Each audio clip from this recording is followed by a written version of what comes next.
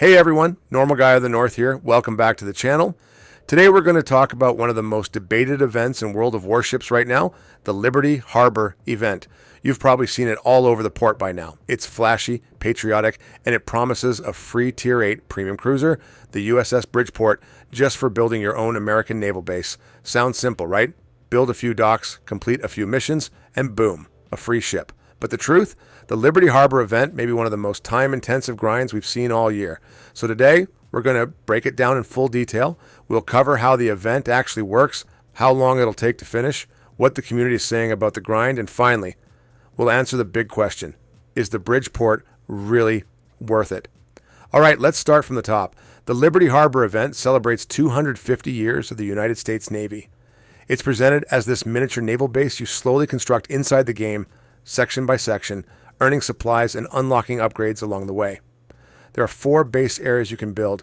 Naval Command, but this unlocks missions for random, ranked, and brawl battles. Operational Command, this one's for operations, co-op, and other PvE modes. Military Port lets you send your ships on expeditions for passive rewards. Fuel Terminal boosts your supply income and supports the other areas. Each of these areas has multiple stages and levels. You'll start at level 1 and upgrade through level 3, and each level has about 10 smaller intermediate stages in between. Every stage you complete rewards you with a bit of progress, a few Liberty Harbor tokens, and, of course, the event's main resource, Naval Base Supplies. And that's the entire loop. You earn supplies from missions and expeditions, you spend them to build your base, and once everything's finished, you unlock the Tier VIII Premium Cruiser Bridgeport for free. That's the promise. Free, if you're active enough. But here's the catch. How much activity are we talking about? So let's talk numbers. According to Wargaming's official event description, active players will be able to earn enough naval base supplies to fully build Liberty Harbor for free. Sounds encouraging, but what does active really mean? Community data from DevStrike and Reddit paints a very different picture. Players have been carefully tracking the supply cost for each building, and here's what we know so far. Level 2, Operational Command costs roughly 57,000 supplies. Level 2, Fuel Terminal, around 42,000 supplies. Level 3 Military Port, about 70,000. Level 3 Fuel Terminal, 85,000. And the final upgrade to Level 3 Naval Command, around 120,000 supplies. Add it all up and you're looking at somewhere between 180,000 and 240,000 supplies to fully finish the harbor. Now let's translate that into actual playtime. Each daily or weekly mission gives between 1,000 and 3,000 supplies. Sometimes a little more if it's a multi-stage objective. Let's take a middle value of 1,500 supplies per game session. At that rate, you're going to need around 130 to 160 matches to complete the event. If you're averaging 4 games per day, that's about a month-long grind. But if you only play a couple matches per day, or you skip certain missions, you're looking at 2 months or more. And remember, the event runs for just a limited window, so time management really matters here. And now, this is where it gets interesting. The Liberty Harbor event has sparked a lot of discussion across the community. Let's look at a few examples.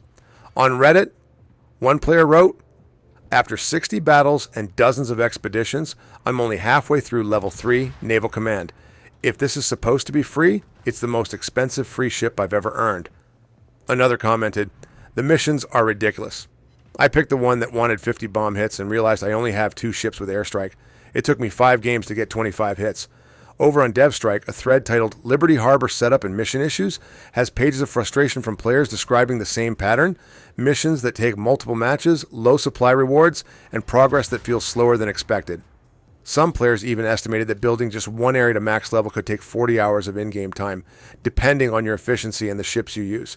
So when you combine those stats, the general consensus forming across the community is this: yes, it's possible to finish for free, but only if you play almost every day and pick your missions carefully. If you're a casual player, you might get halfway and stall out before the Bridgeport unlocks. All right, so if you're determined to finish it, how do you make it manageable? First, focus on 1 or 2 base areas that match how you actually play. If you prefer co-op and operations, invest in Operational Command first. If you mostly play randoms, start with Naval Command. Don't try to level all 4 areas evenly. It spreads your resources too thin. Second, choose your missions wisely. Skip ones that don't suit your ships. If you don't have strong carriers, don't take bomb hit tasks. If you're in destroyers, go for torpedo hits or capture points. Third, use expeditions from the military port as soon as they're available. They generate supplies passively, and yes, your ships remain usable while they're out. And finally, keep a daily rhythm. If you can fit 4 matches a day, you're pacing ahead of most players. Even 3 solid sessions per day keeps you on track for completion before the deadline. Think of it like a marathon, not a sprint. So let's talk about what all that effort gets you. The USS Bridgeport. This is a Tier VIII U.S. premium heavy cruiser based on the Oregon City class, a development of the Baltimore. She carries 9 203mm guns arranged in 3 triple turrets, and her standout feature is a main battery reload booster that lasts for 80 seconds. That's right, you can temporarily cut your reload time dramatically, giving you a burst damage window that can absolutely melt an enemy broadside if timed correctly. She also comes with a repair party and hydroacoustic search, but notably no radar. That means you lose the area control advantage cruisers like Baltimore, Rochester, or Wichita have. Her concealment, however, is impressive, around 11.4 kilometers with standard camo, making her one of the stealthier heavy cruisers at her tier. So how does that play out in battle? Bridgeport performs best as a mid-range ambusher. You use your concealment to position, wait for a flank opportunity, pop your reload booster, and unleash 9 8-inch guns in rapid succession. It's satisfying, it's explosive, but it's also very situational.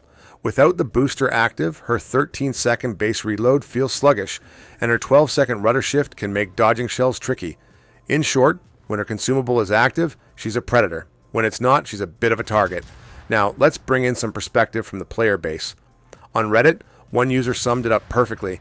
Yeah, she's basically a Baltimore with a heel instead of radar. Great concealment, fun when the booster's up, but underwhelming when it's not. Another said, Bridgeport's great if you want a different flavor of American heavy cruiser. But if you already have Rochester or Wichita, it's not a massive upgrade, more like a fun side grade.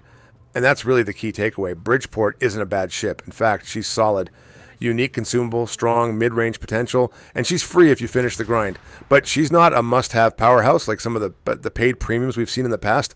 So let's put it all together.